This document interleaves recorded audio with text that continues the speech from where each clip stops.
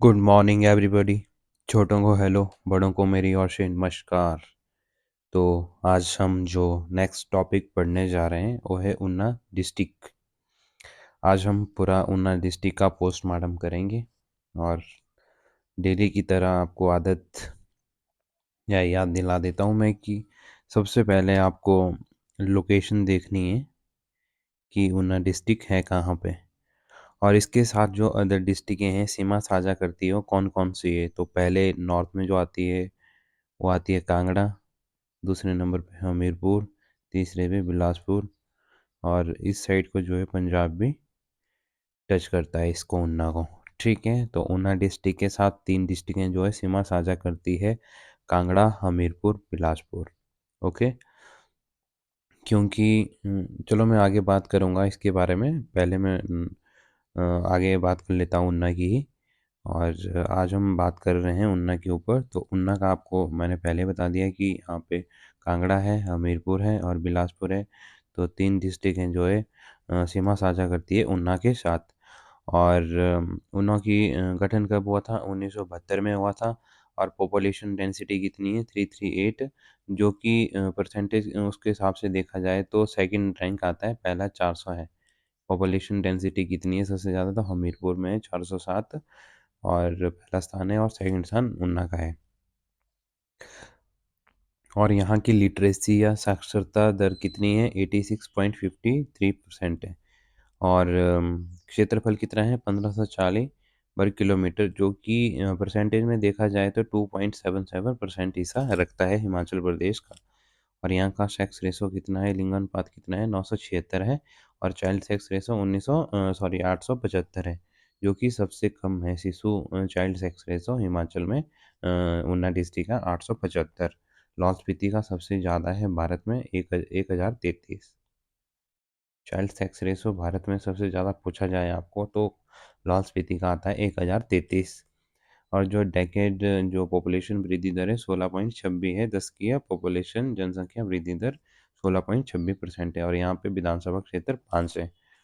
ठीक है, यहाँ पे मैंने लिखा हुआ है कि जो क्षेत्रफल के हिसाब से देखा जाए तो हमीरपुर 2.77% हिस्सा रखता है।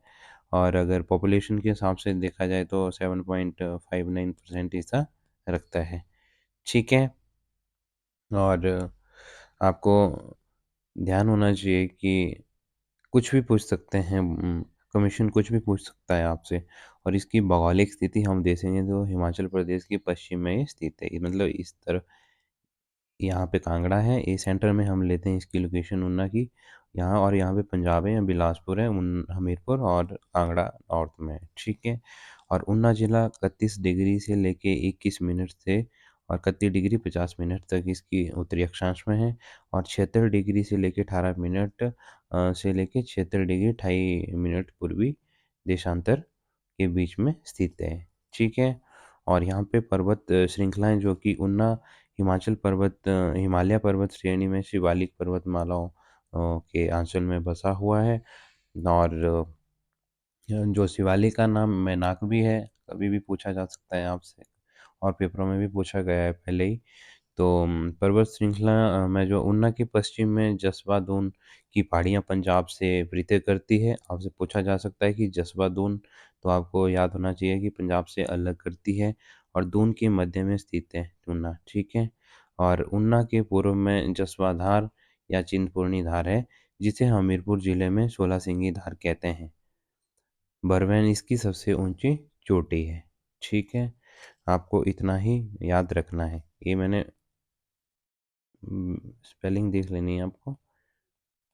ऐसे कहते हैं इसको, सबसे ऊंची चोटी है। हमीरपुर जिले में 16 सिंगी धार है, जिसकी सबसे ऊंची चोटी भरवेन है। ठीक है, और नदियाँ, स्वान नदी यहाँ की प्रमुख नदी है। आनंदपुर साहिब के पास सतलुज में मिलती है। आपसे पूछा जा सकता है कि ऊना जिले में सतलुज की ट्रिब्यूटरी कौन है? तो स्वान नदी आपको पता होना चाहिए। और ब्यास और सतलुज के बीच में है ऊना। ठीक है, और जिले की स्थापना, वर्तमान ऊना जिला 1966 से पूर्व पंजाब के होशियारपुर जिले की तहसील थी। 1966 या 1972 तक ऊना कांगड़ा का भाग था। 1972 ऊना जिला को क्या हुआ? दर्जा प्रदान किया गया था। ऊना शहर की नींव बाबा कलाधारी में रखी थी। ठीक है, ये बात तो आपको यहाँ से इस स्लाइड से इतना ही याद रखना है। ओके, और हम सेकंड स्लाइड पे आते हैं। हम उन्ना का इतिहास पे नज़र डालेंगे अब। और हम उन्ना जसवां रियासत और कुटलैहर रियासत के अंतर्गत आता था। ठीक है, किस किस के? जसवां और कुटलैहर रियासत के अंतर्गत आता था। पूर्व में दोनों रियासतें कांगड़ा रियासत का हिस्सा था। जो ये कुटलैहर है और जसवां है, ये पहले कांगड़ा रियासत का ही हिस्सा था। जब हम बात करेंगे जसवां रियासत, स्थापना किसने करी थी? 1170 में करी थी, पूर्वचंद द्वारा करी गई थी, जो कि कांगड़ा के वंश थे, कटोच वंश के थे। ठीक है, और राजधानी जयपुर, राजपुर इन्होंने बनाई थी। राजपुर बनाई थी, सॉरी, जयपुर नहीं, राजपुर। और कांगड़ा से अलग होने वाली पहली रियासत थी जसवां। ये भी आपको नोट रखने वाली बात है कि कांगड़ा से अलग होने वाली पहली रियासत कौन सी थी? तो जसवां थी। ऊना जिले का अधिकतर भाग जसवां रियासत के अंतर्गत ही आता है।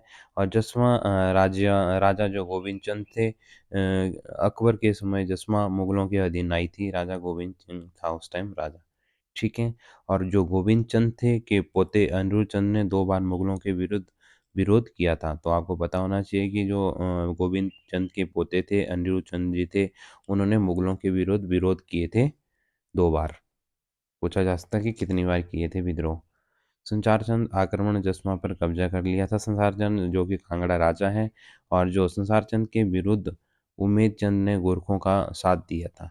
ठीक है, किसने दिया था? उमेद चंद ने गोरखों का साथ दिया था। जब कांगड़ा पर, सॉरी, जब जसवां पर संसार चंद ने आक्रमण किया था। जसवां 1815 सिखों के अधीन आ गया था। और जसवां 1848 में सेकंड सिख युद्ध में उमेद सिंह ने अंग्रेजों के विरुद्ध सिखों का साथ दिया था। ठीक है, और उमेर सिंह और इसके जो पुत्र थे जय सिंह को गिरफ्तार कर अल्मोड़ा भेजा गया था, जहां उनकी मृत्यु हो गई थी। ठीक है, और 1879 में उमेर सिंह के पोते रणबीर सिंह ने अपने पुरखों की रियासत में 21 गांवों पर कब्जा कर लिया था। ओके, और सेकंड हम बात करेंगे, आपको यहाँ से जसवां रियासत की स्थापना किसने करी थी, राजधानी कहाँ थी, और कांगड़ा से अलग होने वाली पहली रियासत थी, ये आपको याद रखना है। और पहले किसके अंडर आती थी वो याद रखना है। और यहाँ पे जब गोविंद सिंह जी थे, तो इनके पोतों जो पोते थे अनिरुद्ध चंद जी, इन्होंने मुगलों के विरुद्ध विरोध किए थे 2 बार।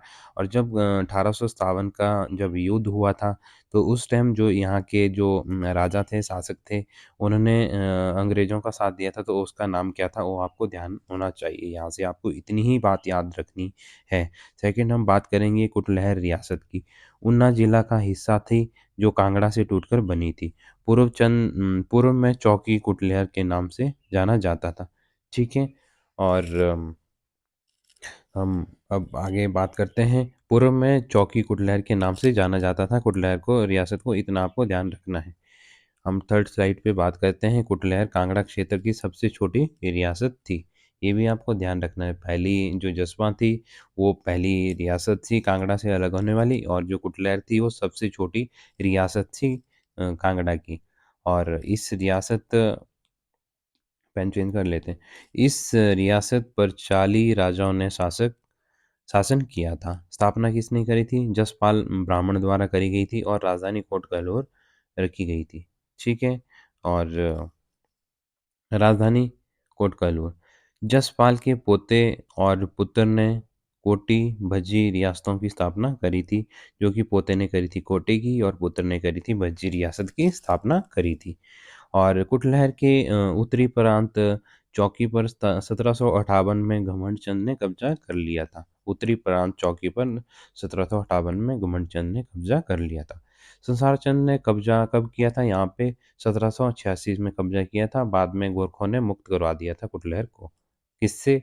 संचार चंद थे। कब किया था? 1786 में इन्होंने कब्जा कर लिया था। 1809 में सिखों के अधीन आ गई थी कुटलैहर। और कुटलैहर के राजा नारायण पाल ने 1825 में रणजीत सिंह से कोटवा लोहा किले के लिए युद्ध करा था। किसने? नारायण पाल ने 1825 में किस किले के लिए? रणजीत सिंह से कोटवालवाहा किले के लिए कब्जा युद्ध किया था इन्होंने, ठीक है? और अंतिम राजा जो आते हैं कुटलैहर के, वो बृजमोहन पाल जी आते हैं। तो आपको यहाँ से इतना ही याद रखना है कि कुडलर जो रियासत थी वो कांगड़ा की सबसे छोटी रियासत थी। स्थापना जसपाल ब्राह्मण द्वारा करी गई थी। राजधानी कोट कह्लूर थी और इनके जो जसपाल के जो पोते और पुत्र थे, इन्होंने पोते ने कोटी रियासत की स्थापना करी थी और जो पुत्र थे इन्होंने उन्होंने भज्जी रियासत की स्थापना करी थी। और उत्तरी प्रांत चौकी पर 1758 में घुमंड चंद का कब्जा हो गया था और कुटलैहर पर संसार चंद का कब्जा हुआ था 1786 में। और बाद में गोरखों ने मुक्त करवाया था कुटलैहर को और 1809 में सिखों के अधीन आ गई थी। और जो यहाँ के कुटलैहर के जो राजा थे नारायण पाल ने क्या किया था, 1825 में रणजीत सिंह से कोटवालवाह किले के लिए जो है युद्ध किया था। और अंतिम राजा यहाँ के जो शासक थे बृजमोहन पाल थे। नोट रखने वाली बात है कि बेदी विक्रम सिंह ने 1848 में अंग्रेजों के विरुद्ध विरोध किया और बेदी सुजान सिंह ने उन्ना शहर को 1848 में पुनः विधि शासक के अधीन लाया था। ओके, यहाँ से आपको इतनी ही चीज़ ध्यान रखनी है। और स्वतंत्रता संग्राम ऊना जिले में 19 मई 1857 को विद्रोह भड़का था। यहाँ से सर्वप्रथम 1905 में बाबा लक्ष्मण दास आर्य ने स्वाधीनता आंदोलन में प्रवेश किया था। आपसे पूछा जा सकता है कि जो स्वतंत्रता संग्राम हुआ था, तो यहाँ से ऊना जिले से जो 19 मई 1857 को विरोध भड़का था, तो यहाँ से सर्वप्रथम जो है ऐसे कौन से थे जो कि स्वतंत्रता आंदोलन में प्रवेश किए थे, तो बाबा लक्ष्मण दास आर्य उनका नाम है। और 1908 में जो है गिरफ्तार कर दिया गया था इनको और लाहौर भेज दिया गया था। 1800 गिरफ्तार कर लिया गया था और लाहौर भेज दिया गया था, जेल में इनको भेज दिया गया था।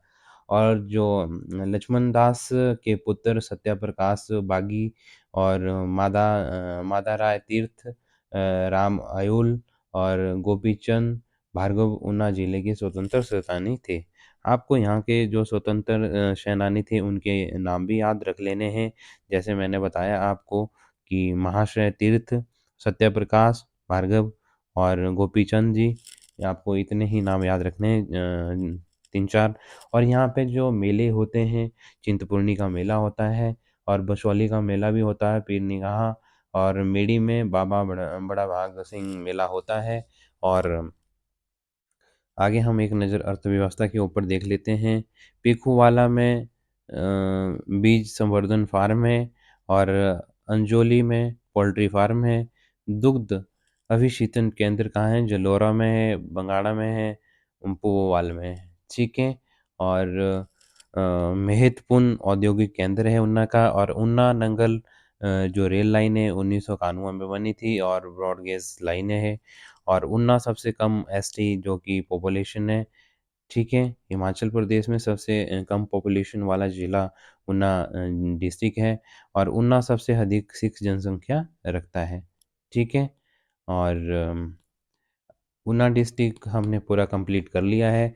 तो ऊना डिस्ट्रिक्ट के बारे में आपको इतनी ही चीज़ें याद रखनी है और यहाँ की अर्थव्यवस्था में इतना ही याद रखना है कि ऊना जो नंगल रेल लाइन है 1991 में बनी थी और ब्रॉडगेज है, ठीक है। और ऊना में सबसे कम एसटी पॉपुलेशन है और सबसे ज़्यादा सिख पॉपुलेशन ऊना में ही है। तो thank you so much everyone, like share and comment ज़रूर करिए ताकि हम मोटिवेट रहेंगे। तो ऊना के बारे में आपको थोड़ी सी जानकारी मैंने दी, बस आपको इतना ही ध्यान रखना है। बाकी जो इम्पोर्टेंट डिस्ट्रिक्टें और है आपको उनके ऊपर फोकस करना है, लाइक मंडी, कुल्लू, चंबा और बिलासपुर और किन्नौर और लाहौल स्पीति। वैसे वैसे आपको यहाँ के जो डांस है या जनजातियाँ हैं आपको थोड़ी टफ होती है याद करना, तो बार बार जो विवाह के टाइप है यहाँ पे, मैरिज के टाइप है, वो आपको याद रखना चाहिए क्योंकि यहाँ से काफ़ी बार वो क्वेश्चन पूछे गए हैं और पूछे भी जाएंगे। तो यहाँ पे आपको ज़्यादा फोकस करना है। तो thank you so much everyone, like share and comment जरूर करिए ताकि हम भी मोटिवेट रहें और आपको भी अच्छा अच्छा हम कंटेंट देने की कोशिश करते रहेंगे।